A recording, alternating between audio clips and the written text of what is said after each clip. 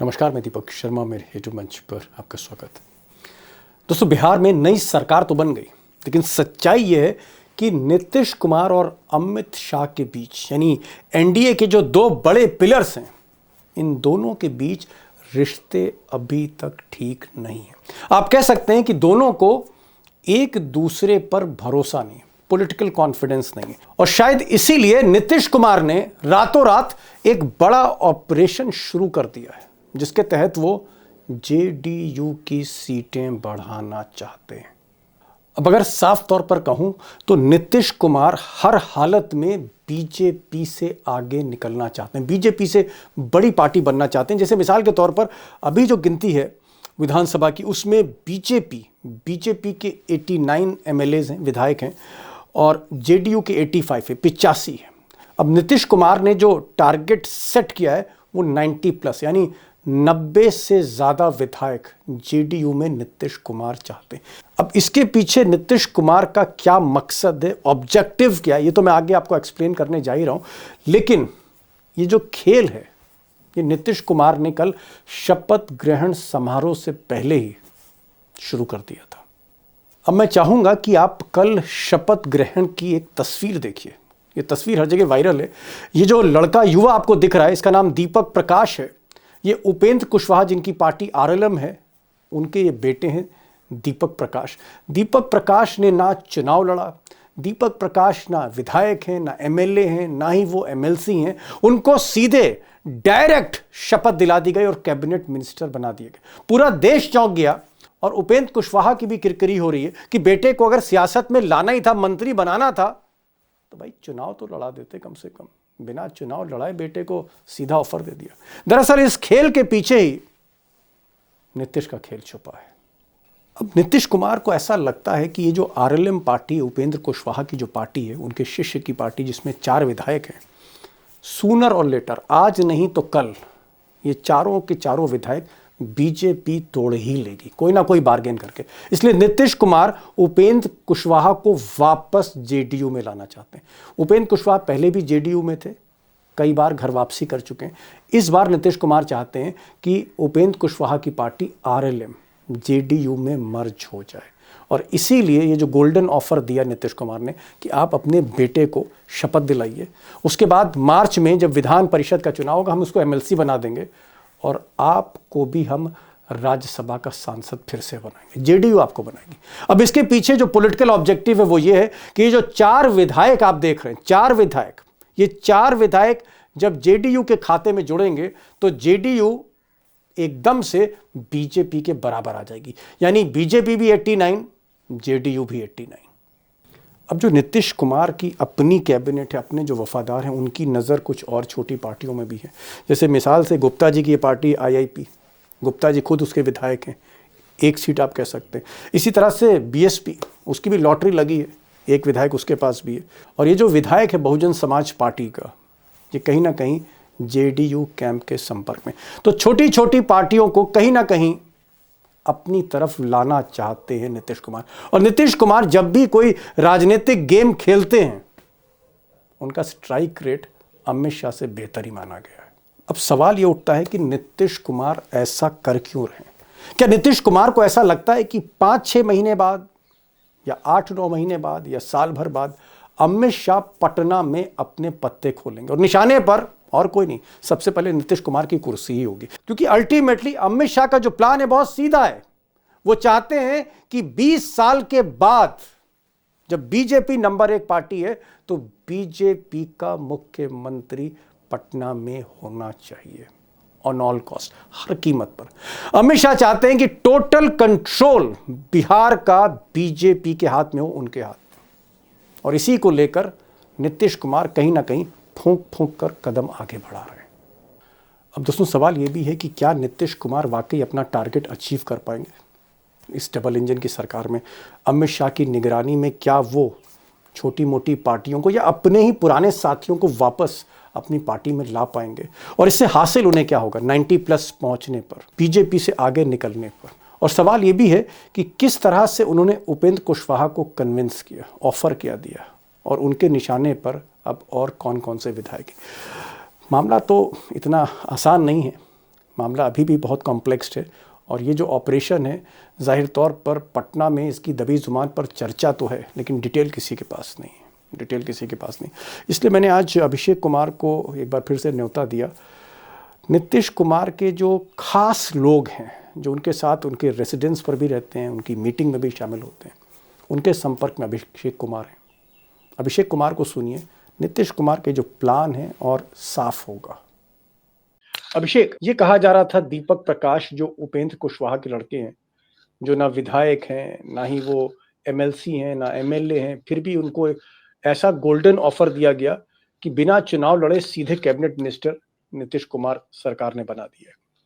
क्या दीपक प्रकाश जो उपेंद्र कुशवाहा के बेटे हैं, क्या उपेंद्र कुशवाहा की पार्टी मर्ज कर सकती है नीतीश कुमार के साथ?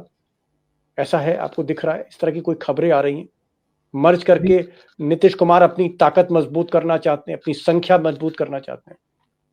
दीपक जी, कल से इस बात की चर्चा बहुत गर्म है कि दीपक प्रकाश जो उपेंद्र कुशवाहा के बेटे हैं, उनकी जो वाइल्ड कार्ड एंट्री हुई है बिहार कैबिनेट में, उसने कईयों को हैरान किया।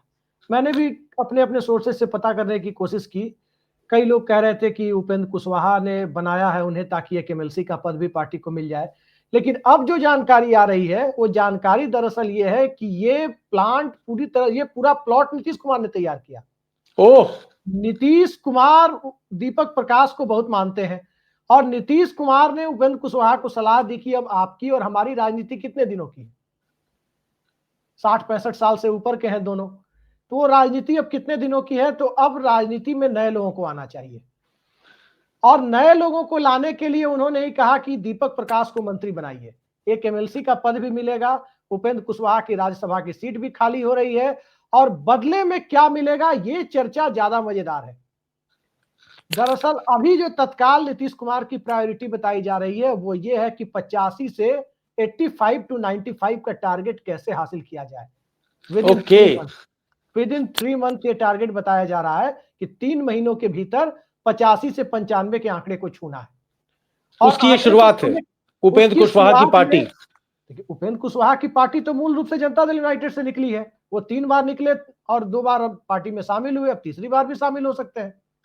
ओके, 4 विधायक हैं। नीतीश कुमार की एक क्लिप को देखा होगा, वो कहते हैं कि आ जाता है चला जाता है। जी ठीक है। नहीं नहीं अभिषेक, आप कह रहे हैं कि उपेंद्र कुशवाहा की पार्टी को मर्ज करना चाहते हैं। 4 विधायक हैं इस बार उपेंद्र कुशवाहा के। 4 विधायक अगर नीतीश कुमार की पार्टी में जुड़ जाते हैं तो उनका टोटल हो जाता है 85 + 4 89, यानी वो बीजेपी के बराबर आ जाएंगे।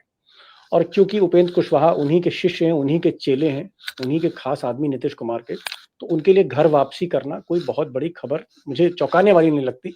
वो नीतीश कुमार का प्लान हो सकता है, लेकिन बीजेपी से ऊपर जाने के लिए, बीजेपी से ज्यादा विधायक होने के लिए तो अभी भी संघर्ष करना पड़ेगा। बाकी विधायक कहां से आएंगे?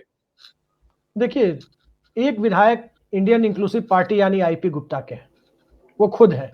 एक विधायक बसपा के और 5 विधायक एमआईएम के हैं। उन 5 में 4 के बारे में चर्चा है कि 4 विधायक कभी भी नीतीश कुमार का दामन थाम सकते हैं। ऐसी चर्चाएं सुनने में आ रही है कि 4 और 2 6 और उपेंद्र कुशवाहा की पार्टी के 4 विधायक, ये 10 विधायक पहले जनता दल यूनाइटेड का हिस्सा कभी भी बन सकते हैं। यानी 85 के आंकड़े को नीतीश कुमार 95 तक लेकर जा सकते हैं। ऐसी चर्चा बहुत तेज है और दीपक प्रकाश वाला प्रकरण देखकर कल तो सबको सरप्राइज हुआ, क्योंकि आप देखिए उनके पास कुर्ता पजामा सिलवाने के लिए भी वक्त नहीं था। वो जीन्स और शर्ट में आपने देखा होगा कि शपथ लेने पहुंच गए थे। जो इसका मतलब शपथ से कुछ समय पहले ही ये डिसीजन लिया नीतीश कुमार ने। सुबह की मीटिंग कुछ समय पहले उन्होंने डिसीजन लिया और उपेंद्र कुशवाहा को कहा कि अपने बेटे को शपथ दिलाइए, बाकी मामला हम देख लेंगे। वहां से उपेंद्र कुशवाहा ने अपने बेटे को शपथ दिलाई। कई सारी चीजें हैं। अब जैसे कुशवाहा राजनीति में बीजेपी सम्राट चौधरी को आगे बढ़ा रही है। सम्राट चौधरी को जब आगे बढ़ाया जा रहा है तो अब जेनजी का जमाना है। अब जमाना जेनजी का है, तो जेनजी के भीतर से कुशवाहा लीडरशिप लाने की बात थी, तो नीतीश कुमार ने दीपक प्रकाश को लाया। वो पढ़े लिखे हैं, इंजीनियर है, एक आईएएस। तो क्या मैं ये मानूं कि उपेंद्र कुशवाहा की सम्राट चौधरी से नहीं बनती? दोनों कुशवाहा हैं। देखिए, उपेंद्र कुशवाहा बिहार की राजनीति में सम्राट चौधरी से बड़े कुशवाहा नेता के तौर पर एस्टेब्लिश है। अब चूंकि सम्राट चौधरी बड़ी पार्टी से आते हैं, कुशवाहा समाज के बड़े अमित शाह का हाथ है। अमित शाह का हाथ है और कई पार्टी घूम कर वो आए हैं। वो जेडीयू में भी थे, जीतन राम मांझी की सरकार में मंत्री थे, वो राजद में भी थे, लालू राबड़ी देवी की सरकार में मंत्री थे, हर घर वो घूम चुके हैं। ओके, उनके पिताजी एक चीज में कांग्रेस के बड़े नेता थे, सचिन अभिषेक, चौधरी। ठीक है, मैं आपकी बात समझ गया। आप कह रहे हैं कि नीतीश कुमार अपनी पार्टी को एक्सपैंड करना चाहते हैं, बीजेपी से आगे निकलना चाहते हैं, अमित शाह को एक मैसेज देना चाहते हैं। मैं ये जानना चाह रहा था कि भाई, क्योंकि नीतीश कुमार जब अपने दम पर बीजेपी को बम्पर वोट दिला सकते हैं, तो फिर बहुजन समाज पार्टी या आईपी गुप्ता जैसे एक एक जो विधायक हैं, इनको लाना कोई बहुत बड़ी बात नहीं, और हो सकता है ओवैसी के भी 4 विधायक टूट जाएं। इसके पीछे गेम प्लान क्या है? इसके पीछे मकसद क्या है? इसके पीछे नीतीश कुमार की सोच क्या है कि हमें बीजेपी से बड़ा पार्टी बनना है? इसके पीछे सोच क्या है उनकी? देखिए, सिंगल लार्जेस्ट पार्टी जब कोई भी पार्टी रहती है तो राजभवन के दुरुपयोग की संभावना लगभग खत्म हो जाती है। पिछली बार भी एमआईएम के 4 विधायक जेडीयू में आ रहे थे पिछली विधानसभा में, उस वक्त बीजेपी वीआईपी के विधायकों को तोड़कर सिंगल लार्जेस्ट पार्टी बन चुकी थी, यानी राजद से आगे निकल चुकी थी, 2 विधायक ज्यादा। उस वक्त नीतीश कुमार ने एमआईएम के चारों विधायकों को आरजेडी में भेजा था, और जब आरजेडी में भेजा था तो आरजेडी फिर से जब सिंगल लार्जेस्ट पार्टी हो गई, तब नीतीश कुमार ने पाला बदल किया था। अब पाला बदल की बात इस बार मैं नहीं कह रहा, मैं ये कतई नहीं कर रहा कि नीतीश कुमार अगले 6 महीने या 3 महीने में पाला बदल कर लेंगे, लेकिन सिंगल लार्जेस्ट पार्टी जेडीयू बन जाएगी, उसके बाद भारतीय जनता पार्टी के लिए कोई भी गेम करना मुश्किल हो जाएगा। बिहार की राजनीति में कोई भी गेम करना मुश्किल हो जाएगा।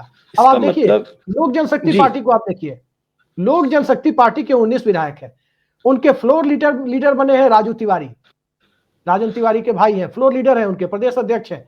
नीतीश कुमार ने उन्हें शपथ नहीं दिलाया। शपथ दिलाई गई 2 विधायकों को जो एक ही जिले से, वैशाली से आते हैं। 2 मंत्री लोजपा से बने, दोनों एक ही जिले से, लेकिन उनके फ्लोर लीडर और प्रदेश अध्यक्ष नहीं बने मंत्री। यानी लोजपा के अंदर असंतोष का बीज बोने की प्रक्रिया नीतीश कुमार ने शुरू कर दी। नहीं, मैं समझ गया।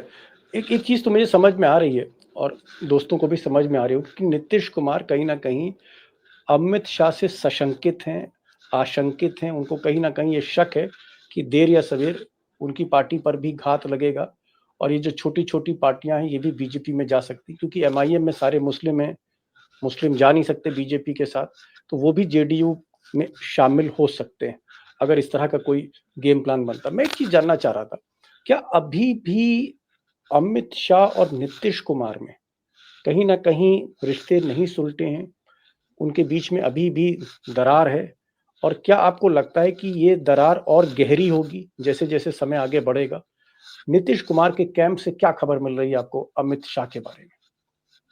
देखिए, एक म्यान में 2 तलवार दीपक जी नहीं रह सकती, बहुत मुश्किल होता है।